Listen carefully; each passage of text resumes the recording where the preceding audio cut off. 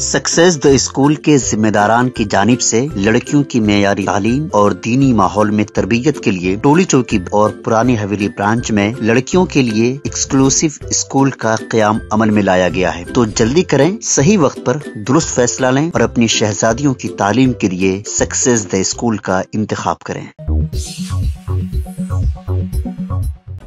तेलंगाना की तश्कील के 10 साल 2 जून को होने वाले हैं। हुक्मरान जमात कांग्रेस और अपोजिशन BRS इंतखाब में खुद की मौजूदगी का एहसास दिलाना चाहते हैं। वज़ीर आला रेवंत रेड्डी ने नए तेलंगाना तराने को क़तईयत दे दी जो 2 जून को जारी किया जाएगा। उन्होंने सोनिया गांधी को असल तकरीब में शिरकत के लिए मदऊ किया है। अपोजिशन BRS ने रियासत के निशान की तब्दीली पर एतराज़ किया है। रियासत के निशान से काकतिया की कमान और चार मीनार को निकालने के मंसूबे के खिलाफ BRS एहतजाज कर रही है।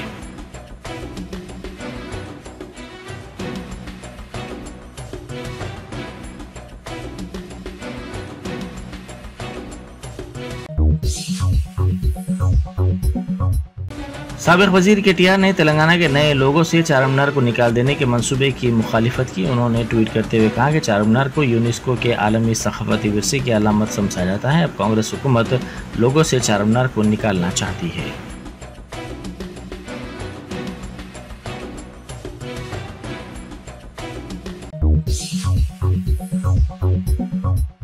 BRS के कारगुजार सदर व साबिक़ रियासती वज़ीर तारक रामाराव ने हुकूमत के सरकारी निशान में की गई तब्दीलियों बशमूल तारीखी चार मीनार को निकाल देने की कोशिशों के खिलाफ चार मीनार के पास एहतजाजी रैली निकाली। इस मौके पर उन्होंने हुकूमत पर इल्ज़ाम लगाया कि वो गुज़िश्ता 10 सालों में होने वाली तरक्की को छुपाने की कोशिश कर रही है। रियासत की 10वीं यौम तासीस को शाया निशान तरीके से मनाया जाना चाहिए। उन्होंने कहा कि चार मीनार और हैदराबाद पूरी दुनिया में ऐसे जुड़े हैं जिनको कोई अलग नहीं कर सकता। उन्होंने कहा कि लोगों से चार मीनार और काकतिया कमान को हटाने के मंसूबे की BRS मुखालिफत करती है। उन्होंने वज़ीर आला से पूछा कि लोगों से इन इमारतों को हटाने की क्यों ज़रूरत पड़ी थी। रियासती हुकूमत बाज़ वजूहात की बिना पर रियासती लोगों से मशहूर चार मीनार को हटाने की कोशिश कर रही है।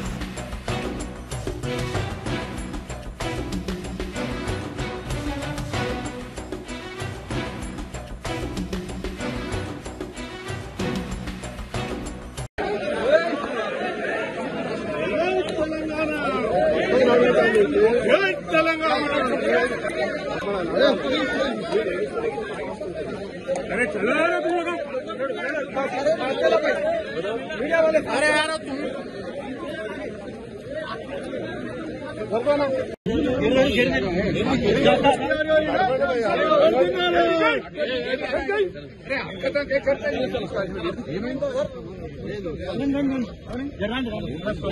चंद्रशेखर टूरिज्म सारी चलो भाई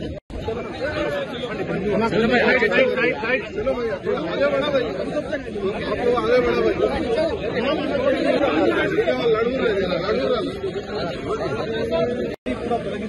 डिमांड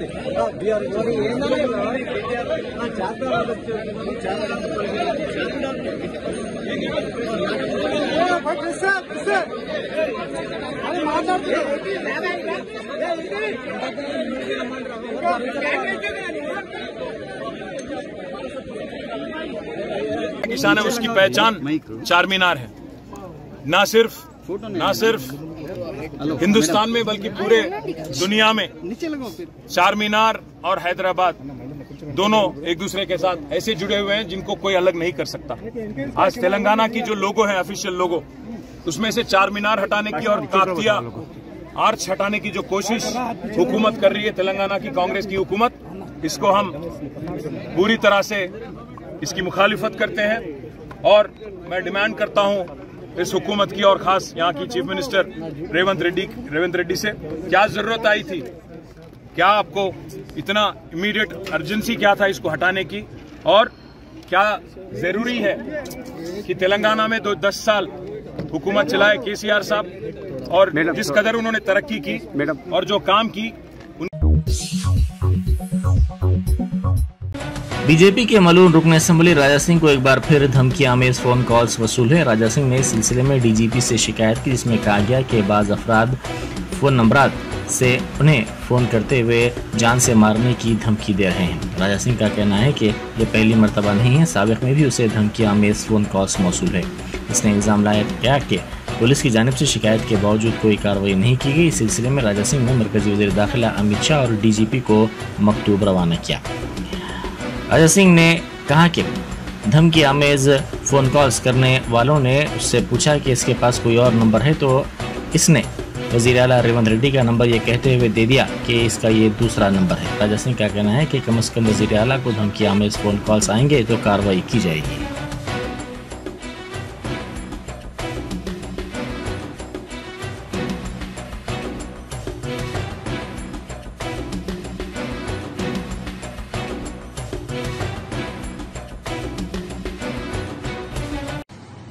మార్నింగ్ 9:19 AM నుంచి నాకు కంటిన్యూగా థ్రెట్స్ కాల్స్ వస్తున్నాయి.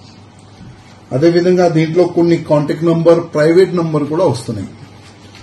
ఇంకొక వాట్సాప్ కాల్ వచ్చింది, మళ్ళా వాట్సాప్ లో వాయిస్ మెసేజ్ థ్రెట్ కూడా అయినా చేస్తుండే ఫోన్లు చేసి. దీంట్లో పాలిస్తీనీ ఒక టెర్రరిస్ట్ ఒక ఫోటో కనబడుతుంది, దానిపైన నంబర్ కూడా ఉంది.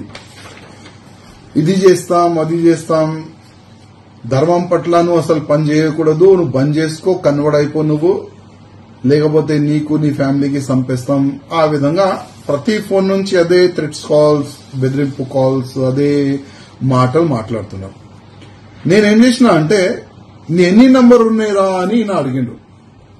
నేను చెప్పినా నాకు ఇంకొక నంబర్ కూడా ఉందిరా భయ్ అని చెప్పిన. గూగుల్లో సెర్చ్ చేసి తెలంగాణ ముఖ్యమంత్రి గారు రేవంత్ రెడ్డి గారు నంబర్ ఈయనకి ఇచ్చేసిన. నంబర్ ఎందుకు ఇచ్చిన అంటే, అప్పుడు మన ఎక్స్ ముఖ్యమంత్రి గారు కేసీఆర్ గారు ఉండే, అప్పుడు కూడా చాలా వరకు కంప్లైంట్స్ నేను ఇచ్చిన. ఒక్క వ్యక్తికి అరెస్ట్ చేయలేదు, ఎంక్వైరీ కూడా చేయలేదు. అసలు ఒక ఎమ్మెల్యేకి థ్రెట్స్ కాల్స్ ఎక్కడి నుంచి వస్తున్నాయని. ఇప్పుడు ఏంటంటే కనీసం రేవంత్ రెడ్డి గారు అయితే నేను నంబర్ ఇచ్చిన, రేవంత్ రెడ్డి గారికి ఒకవేళ అయినా ఫోన్ చేసి థ్రెట్ చేస్తే అప్పుడైనా ఒక మంచిగా ఎంక్వైరీ జరుగుతుంది.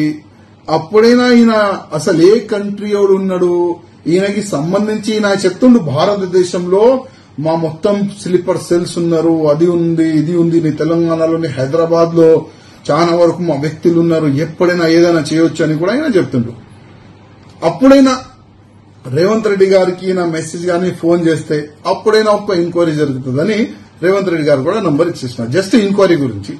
అంటే ఒక ముఖ్యమంత్రి అంటే ఒక ఎమ్మెల్యేకి థ్రెట్స్ కాల్ వస్తే ఏం పట్టించుకుంటలే కదా పోలీసు వాళ్ళు. ఒక ముఖ్యమంత్రికి థ్రెట్ కాల్ వస్తే ఏదైనా పట్టించుకుంటారు, ఎంక్వైరీ చేస్తారని ఆ ఉద్దేశంతోనే మా ముఖ్యమంత్రి గారు కూడా నంబరు ఈయనకి ఇచ్చిన. చూద్దాం ముందు ఏమవుతుంది. ఈ కంటిన్యూ థ్రెట్స్ కాల్ అయితే కంటిన్యూగా అవుతుంది. అసలు ఈ థ్రెట్స్ కాల్ ఎప్పుడు బంద్ అవుతుంది మాకే తెలియదు.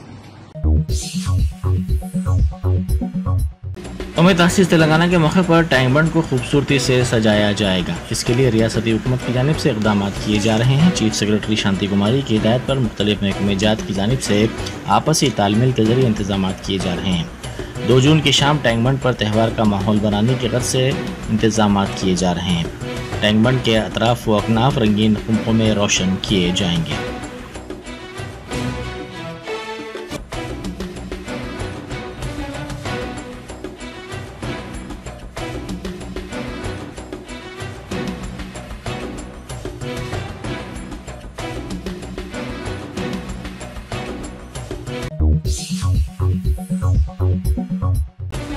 मौसम गर्मा के दौरान अपनी इंतहा को पहुंच जाने वाली गर्मी से परेशान हाल आवाम के लिए खुशखबरी है, क्योंकि महकमे मौसमियात ने 6 ता 9 जून तेलंगाना में मानसून की आमद की पेशकयासी की है। हैदराबाद में आमतौर पर वस्त जून से अक्टूबर तक बारिश का मौसम होता है। महकमे मौसमियात हैदराबाद की साइंसदान डॉक्टर ए श्रवणी ने कहा कि मानसून के 31 मई और 2 जून के दरमियान केरला से टकराने का इम्कान है। महकमे मौसमियात के आदाद शुमार के मुताबिक गुज़िश्ता साल के जनूब मगरबी मानसून सीजन के दौरान हैदराबाद में मजमूई तौर पर 769.5 मिलीमीटर बारिश हुई थी।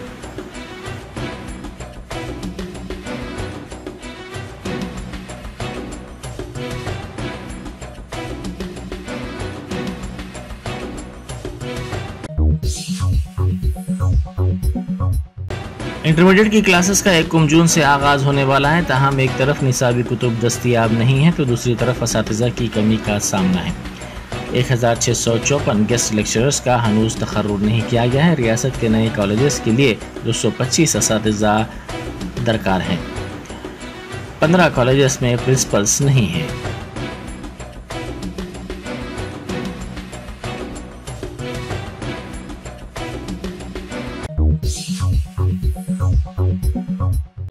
आंध्र प्रदेश के पीठापुरम में स्टिकर्स वार जारी है। तेलुगु देशम की इत्तेहादी जमात जनसेना से ताल्लुक रखने वाले कायदीन अपनी गाड़ियों पर एमएलए पवन कल्याण का स्टिकर लगा रहे हैं।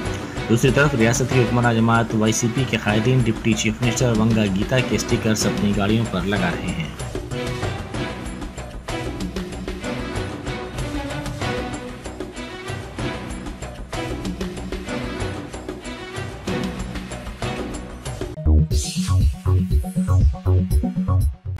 आइए सदन पुलिस स्टेशन के हुदूद में घर में खेल के दौरान अचानक तीसरी मंजिल से गिरकर एक 7 साला लड़के की मौत हो गई। तफसीलात के मुताबिक आइए सदन संतोष नगर कॉलोनी के रहने वाले 7 साला सैयद बिलाल घर में खेल रहे थे कि अचानक खिड़की से गिर गए, जिसके नतीजे में वो जख्मी हो गए। उन्हें फौरी तौर पर इलाज के लिए करीबी दवाखाना मुंतकिल किया गया, जहाँ इलाज के दौरान उनकी मौत हो गई।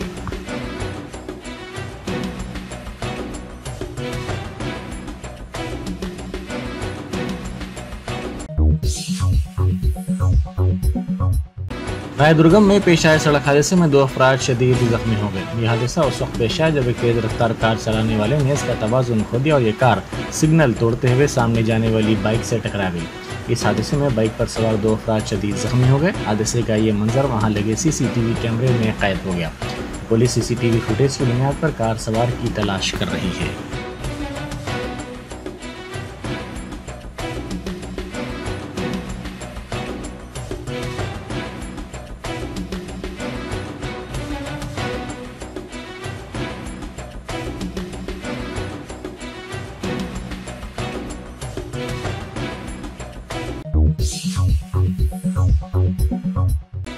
सड़क हादसे में बाप की हलाकत के बाद बेटा नाश के करीब रोता हुआ देखा गया।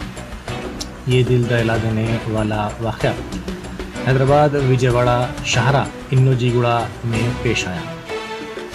महलूक की शिनाख्त 35 साला कनका प्रसाद के तौर पर की गई है। वो अपने 2 साला बेटे के साथ बाइक पर दूध की पैकेट खरीदने के लिए जा रहा था कि डीसीएम गाड़ी ने उसको टक्कर दी, जिसके नतीजे में वो हलाक हो गया।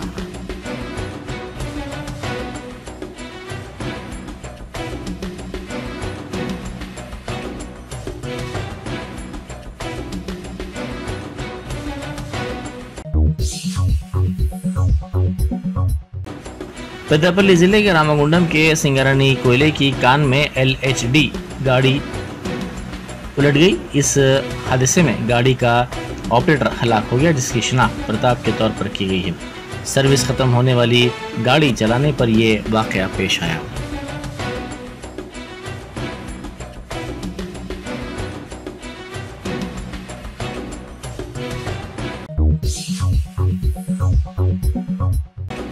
सऊदी अरब के वलीअहद मोहम्मद बिन सलमान ने गाजा में नस्लकशी पर बरहमी का इजहार किया।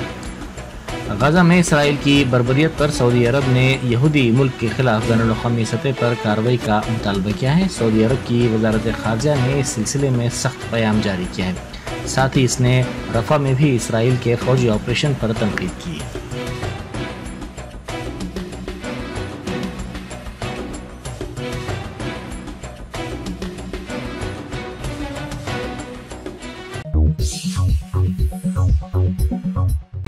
फ़लस्तीन ने इसराइल की गाजा और रफा में बर्बरियत की शदीद मजम्मत की।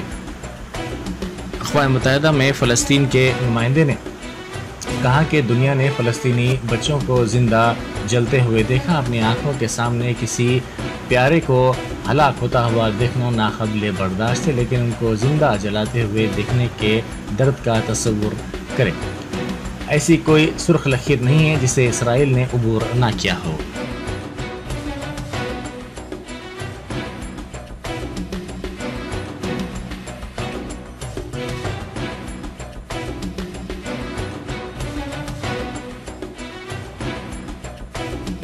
And instead of halting immediately its offensive on Rafah, as ordered by the world's highest court, it has bombed people it had displaced while they were sheltering in tents.